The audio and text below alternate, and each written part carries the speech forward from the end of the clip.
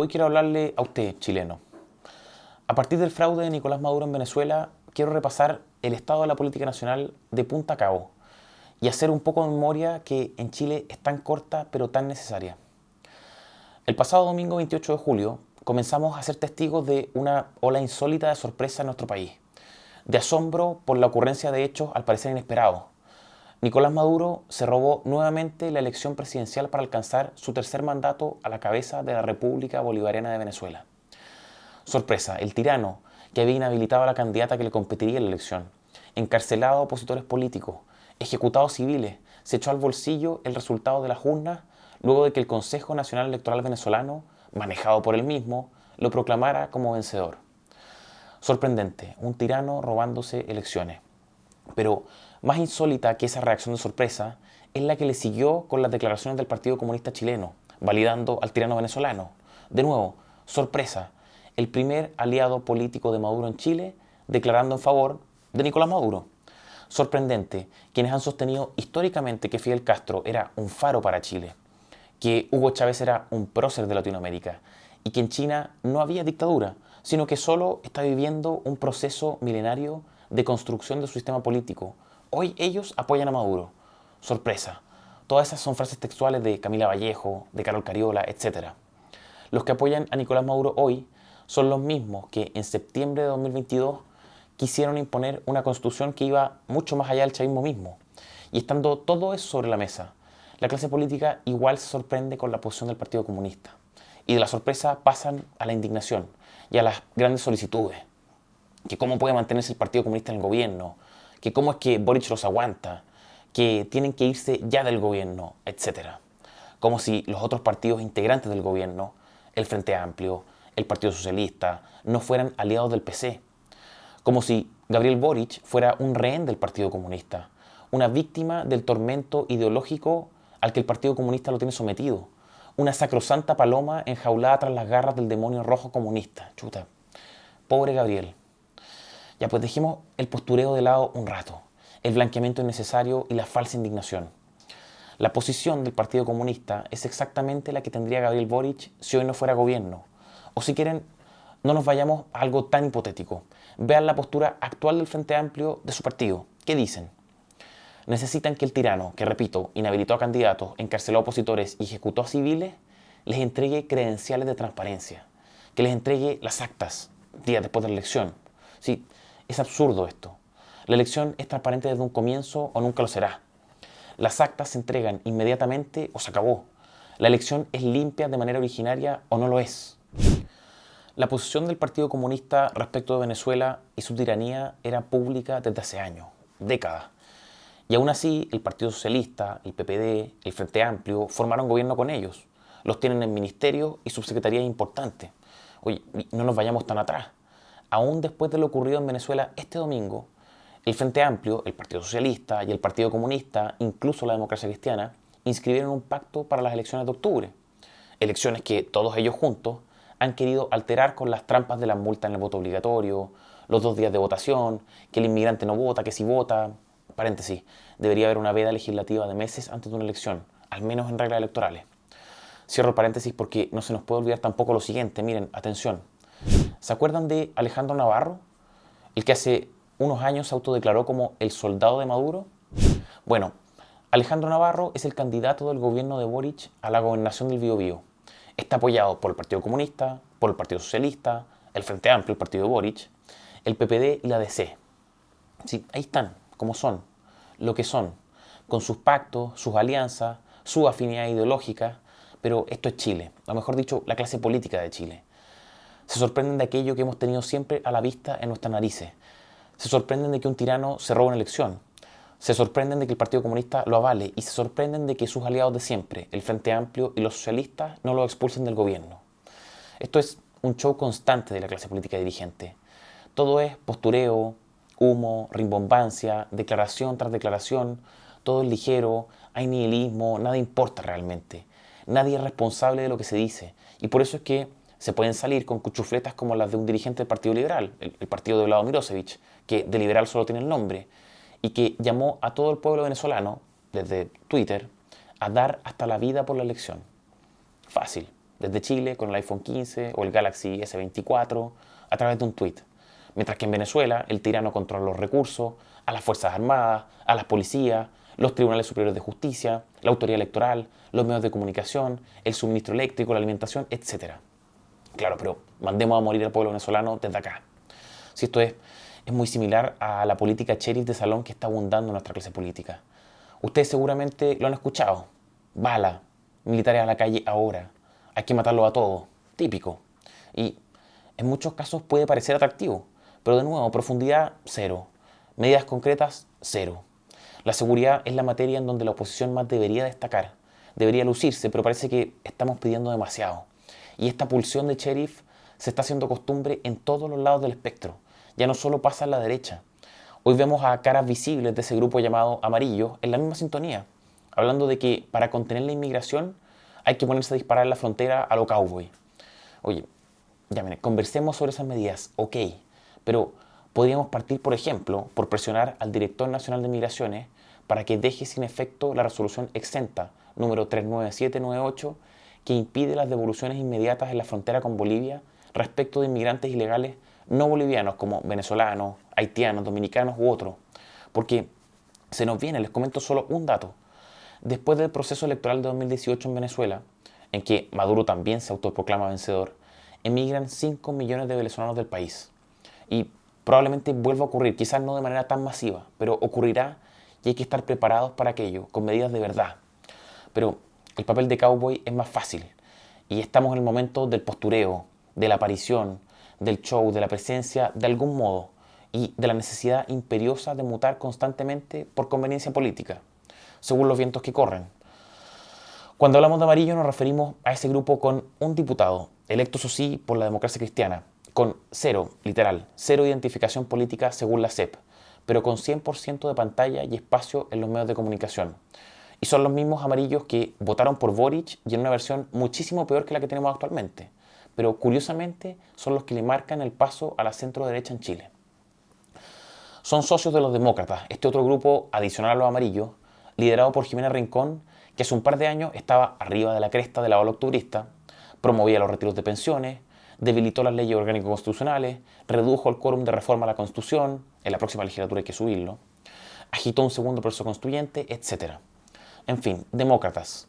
Este grupo que se crea, uno no sabe por qué, o sea, por qué los dos al mismo tiempo, demócratas y amarillos, o en verdad sí sabe, la política reparte plata y para canalizar esa plata se requiere un partido político, y mientras la regla infame que permite los pactos electorales siga vigente, seguiremos teniendo pymes en la política, aunque sean exactamente una igual a la otra. Bueno, estos demócratas ahora hicieron noticia por bajar a su candidato a gobernador de la metropolitana, Gabriel Alemparte el breve. Y breve como muchos otros, eso sí, no lo digo por él especialmente. ¿Y en favor de quién se bajó Alemparte? De Francisco Rego, el abogado y comunicador que finalmente logra un espacio formal, como al parecer debe hacerse en política, que es a codazo. Y digo esto porque el proyecto de candidata que tenía Chile Vamos por la región metropolitana era Rosa Ollarse, no el abogado.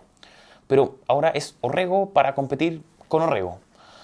Uno esperaría que quienes tomaron esta decisión no hayan considerado la coincidencia de apellidos para intentar confundir y escarbar votos, porque solo proceder con ese razonamiento sería un escándalo.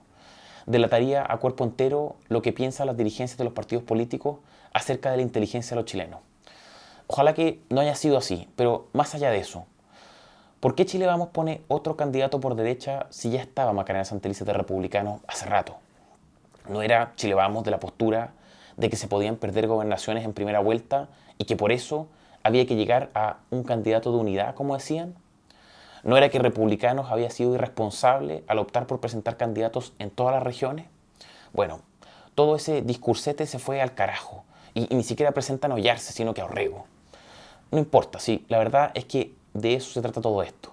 De encuestas, de monedas de cambio, de piezas de ajedrez, de que tiro el órdago comunicacional y no importa porque después reculo, de que le presento un candidato X a la ciudadanía, luego lo saco y pongo a otro candidato B y así. Esto no se trata de los vecinos de cada comuna y nunca va, como debería, de propuestas ni de proyectos políticos, nunca. Eso es pedirle demasiado a la oposición. Miren, hablemos de propuestas o de la falta de ellas. Esta es la situación hoy. Un océano de partidos políticos, un desierto en propuestas programáticas. Y siendo ese el contexto, republicano, José Antonio Kast a la cabeza, y les voy a explicar por qué enseguida, ejecutaron una campaña de desprestigio en contra del candidato Iván Pouge. ¿Por qué menciono este caso? Porque al menos en esta elección es el candidato paradigmático en materia de propuestas. Es el único que se ha presentado con propuestas para sus vecinos. O sea, una cuestión básica, un mínimo, ¿sí? Esto es insólito. Bueno, Pouge es el único que lo ha hecho, y me refiero a propuestas reales, por supuesto. No a las propuestas tipo vamos a combatir la delincuencia. No, pues. Bueno, el asunto es que contra él se fueron. Partieron con un video de la candidata republicana acusando turismo electoral de Pouge, luego publicidad electoral ilegal, o que al menos torcía el espíritu de la norma, notas en medios de comunicación piñuflas de la región, encuestas truchas hechas por empresas de papel, como la que decía que el a favor ganaría el plebiscito pasado por 10-11 puntos, me refiero a Partner, y por supuesto la joya de la corona. Esta entrevista de José Antonio Kast en el diario de la élite Viña Marina, a página completa, intentando hacer el apriete, intentando catalogar a Pouge como el candidato de Chile Vamos, cuando se sabe que es independiente, que junto a las firmas, que se presenta gracias al apoyo de viñamarinos comunes y corrientes, en fin. Dejemos eso ahí por el momento. ¿Por qué pasó todo esto? Hipótesis. Viña del Mar es una de las comunas cuna del Frente Amplio y hoy insigne para la izquierda radical. Y hoy mucho más que Valparaíso, porque Valparaíso tiene a Charp, que se degeneró políticamente, se devaluó y se peleó con todos, e incluso no va ni de candidato. Pero distinto es el caso de Viña. La alcaldesa Ripamonti es prospecto del Frente Amplio. Es algo que al Frente Amplio le gusta lucir, como Tomás Bodanovich en Maipú. Es ahí la importancia para republicanos el ir a derrotar a la izquierda radical en sus espacios más cómodos. Era importante. No tenían Santiago para hacerlo, ya hablaremos de eso, y Viña podía ser una buena opción. Segunda hipótesis, que parece la más segura. Kast no le perdona a Pouge el haberse apartado de su credo constitucional. Pouge fue en contra, y eso en el contexto de una campaña diseñada en formatos fanáticos era una herejía. Y por último, tercera hipótesis. ¿Saben qué otra cosa pudo haber influido en esta campaña de desprestigio que montaron? Yo creo que le temen de aquí a 2029. Le temen Iván Pouge de aquí a 2029. Lo dejo hasta ahí. ¿Qué pasó finalmente? Pouge le ganó la pulseada a Kast, porque, seamos honestos, la pulseada era con Kast, no era con la candidata de Republicano. Ella era una pieza de tablero, y esto no lo digo yo, sino que así la trataron. Y esto se notó. Se notó que lo de Viña no era cualquier elección para José Antonio Kast. Republicanos bajó a su candidata y no lo hizo Kast a página completa como antes. No, obvio que no. Extracto chiquitito en el medio de prensa, cuña del dirigente regional, así, piolita como se dice. Y bajaron la candidata sin apoyar a alguien en particular, sino que a Chile. ¿Cómo es eso? Eso es lo que dicen, que lo hicieron por Chile. Porque de nuevo, si esto es así, de apariencia, de show, en este caso específico de mucha beatería, de cinismo. Pero por favor, no le dieron los números y usaron la baja como canje, punto. Porque la verdad es que ese mismo día que bajaron a su candidata en Viña del Mar, estaban exigiendo a la Chile Vamos que bajara el suyo en la ciudad al lado, en Valparaíso, en beneficio del candidato republicano. Digamos la verdad, aunque sea por un rato. Todos son monedas de cambio para maximizar el resultado de cada partido. De todos, no solo de republicanos. En todos los partidos es así. Esto de por Chile, ya pues si fuera por Chile, José Antonio Kast debería tender la mano e ir a recorrer cada barrio de Viña del Mar con Iván Pouge, demostrando un genuino interés de desbancar al Frente Amplio en su zona cero. Sí, hay mucho trabajo que hacer y no se puede solo. Hay que partir por desbaratar a las bandas extranjeras que se toman terreno y los lotean ganando millones de dólares al año. En fin, no creo que Kast lo haga. Espero equivocarme rotundamente con esto, pero no creo que lo haga. Por ahora, monedas de cambio, insisto. Veamos Recoleta. Republicanos tenía su candidata puesta hace muchísimo tiempo, Ruth Hurtado, la ex convencional constituyente, hoy secretaria general del partido. Un cargo importante que uno supondría que tiene cierto peso específico por estar ahí. ¿Y qué pasó? La bajaron, lamentablemente para ella, la bajaron para favorecer al candidato de Chile Vamos y enfrentar al Delfín de Daniel Jadue solo con un candidato de oposición. Recoleta es actualmente una comuna difícil, fuertemente izquierdizada, con redes clientelares comunistas, bandas de matones, etc. Bueno, ¿y qué pasó con Chile Vamos ante el retiro de Ruth Hurtado por parte de republicanos? Se presentaron con un candidato de la UDI y no lograron neutralizar al descolgado de Renovación Nacional Felipe Cruz, que ojo, para que en Renovación no se pasen de pillos ahora. Felipe Cruz era un candidato apoyado ¿por quién? Por la misma Renovación Nacional. El ahora candidato a gobernador por la metropolitana, Francisco Rego, le había dado su apoyo. O sea, aquí por parte de Chile Vamos tropeza es poco. Chile Vamos es una coalición totalmente a la baja, conducida por, no sé cómo calificarlos, que viene siendo aplastada electoralmente de manera merecida por republicanos. Recoleta es una comuna importante, que el comunismo realmente tiene a maltraer. Si es demasiada la torpeza. Hay excepciones, sí, como en todos los lugares, pero esto es mucho, y sobre todo después del manejo, o el no manejo, de la crisis de Javier Macaya. Para colmo, el candidato descolgado de RN, Felipe Cruz, en una actitud totalmente matonesca, intolerable, agrede a la secretaria general del partido. ¿Qué manera de competir en Recoleta es esa? Siendo así las cosas, habría parecido más conveniente mantener a la candidata republicanos ahí. Pero ya está. Y en Concepción pasan cosas similares. De la mano de la UDI, el clan Van Rysselberghe se resiste a morir.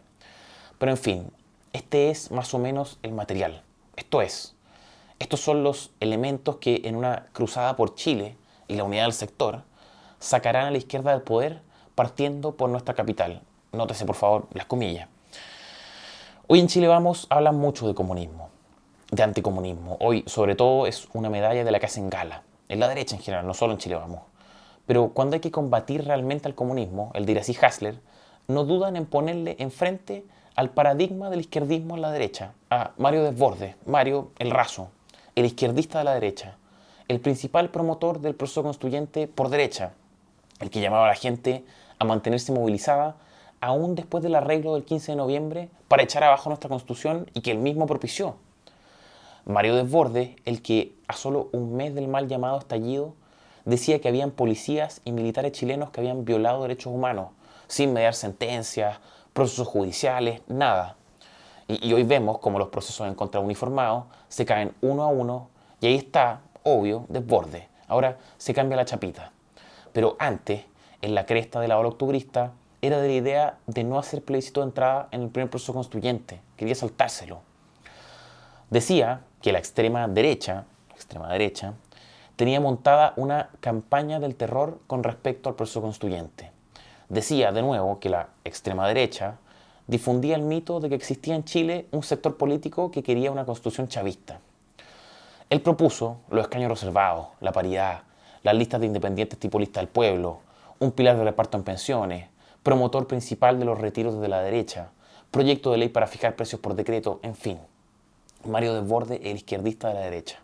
Eso es lo que propone Chile Vamos a los votantes para enfrentar al comunismo en Santiago. Es objetivamente un insulto de candidato para el electorado de la derecha. Y Republicanos, con todos estos antecedentes, le anticipó su apoyo hace rato. Lo había hecho también con Sichel cuando este era el candidato por Santiago. Al diablo el compromiso con los electores, con el proyecto político, con ideas, con principios. ¿Qué decir de Chile Vamos en esa materia? Siempre hay lealtades previas, otros intereses, monedas de cambio, créditos que algún día se cobran y aquí se está viendo cómo pesan. Pero sea como sea, ese es el candidato de la oposición en Santiago, porque de Aldo Duque, al parecer demasiado, no se puede comentar, porque él dice ahora que está reflexionando en su candidatura. Se inscribió, se agotó el plazo de las inscripciones, pero ahora, después de inscribirse, está reflexionando sobre si seguir o no. De nuevo, monedas de cambio. Yo no sé para qué se inscribe siquiera si ni sabe si quiere competir. Lo único claro es que el momento de las dudas ya pasó. Y sea como sea, así enfrenta la oposición al comunismo en la capital del país. Una coalición presenta al izquierdista a la derecha. El partido a su derecha lo apoya. Y el candidato más a la derecha aún duda de si ir o no en beneficio de todos los anteriores y luego de haberse inscrito. Así están parados para enfrentar a Iracy Hasler. Ojo con este dato. 10.000 votantes nuevos se sumaron al padrón electoral de Santiago entre enero y mayo de 2024. Vaya a saber uno cómo pasó eso y con qué objetivo. Lo que sí es claro es que hoy la alcaldesa comunista Iracy Hasler se viste de segurito, se empapa de operativos policiales, su discurso es de combate a la delincuencia, pero ustedes saben bien. Es todo postureo, show, impostura, aprovechamiento, conveniencia electoral y contra toda evidencia, porque Iracy Hasler, en materia de seguridad y delincuencia en su comuna, se anota récords impresionantes. Tiene la cifra más alta de robos con violencia en 10 años, alcanzando los 6.300 en 2023. También de violaciones, llegando a 163 en 2022. De lanzazos, superando los 6.600 en 2023. y de homicidio, llegando a casi 60 en 2022. Y además, apenas asumió, anunció la entrega de más de 1000 permisos para comerciantes ambulantes porque había que democratizar los territorios. Pero no. Ahora que se vienen elecciones, Hasler es el paladín de la seguridad. Y por eso aparece oponiéndose al anuncio de Boric de la nueva cárcel. Y parece que la performance le será exitosa. Porque, ¿qué pasó aquí? Acto número 1. El presidente Boric anuncia la construcción de una nueva cárcel con el ministro encargado del asunto de vacaciones, el ministro de Justicia Luis Cordero, y que supo del anuncio solo el día antes. Boric habla claramente de nueva cárcel. Acto número 2. El ministro Cordero explica el anuncio, pero deja de hablar de nueva cárcel. Ahora es una ampliación en Santiago Centro. Acto 3. Irací los acusa de improvisar. Acto número 4. Boric le responde directamente y dice que el gobierno no improvisa. Acto número 5. Unos días después, Boric dice que está dispuesto a reevaluar el lugar de la nueva cárcel. Ya no es una ampliación, como decía Cordero. Acto número 6. Solo horas después de que Boric hablara de reevaluar el lugar, el ministro dice que la cárcel va y va en Santiago. Todo eso en una semana. Un show de punta a cabo, improvisación de seguro, pero por sobre todo, mucha incompetencia y frivolidad. En tiempos en que el crimen organizado acecha, la política carcelaria es fundamental, sobre todo si la sobreocupación penal es abrumadora, pero un anuncio no basta. Se requiere una nueva cárcel de máxima seguridad, por supuesto, porque hay que hacerle frente a la dimensión cualitativa del problema, los cabecillas del crimen organizado, y para eso una cárcel de máxima seguridad de pocas plazas. Pero también se necesitan más cárceles comunes para hacerle frente al problema de la sobreocupación carcelaria, de la falta de plazas que impide la debida segmentación y facilita la formación y afiliación a organizaciones criminales al interior de los recintos. En el fondo, la situación cuantitativa del asunto. Y, sobre todo, ineludible, se requiere de un régimen penitenciario especial de máxima seguridad para los jefes de bandas de crimen organizado. Todo lo que relaté en esta columna pareció ser solo una descarga, y entiendo por qué podría verse así. Lo cierto es que fue un intento de mostrar lo que está pasando actualmente con nuestra clase política, el estado en que se encuentra y el modo en que está parada frente a problemas gravísimos que quejan nuestro país. La clase política hoy no está a la altura de la situación y lo está demostrando día a día. Entre gobierno y oposición han presionado a nuestra institucionalidad hasta dejarla en estados críticos con los procesos constituyentes. Los principales responsables hoy, por supuesto, son los partidos de la izquierda chilena.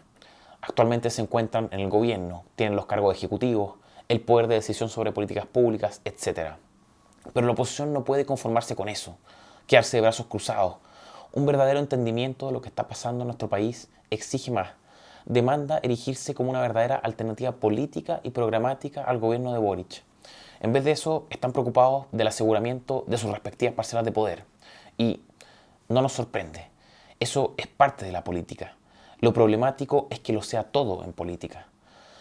Durante lo que aparentemente pareció un descargo, fui dejando propuestas y quiero repetirlas ahora rápidamente. Primero, algunas de seguridad institucional.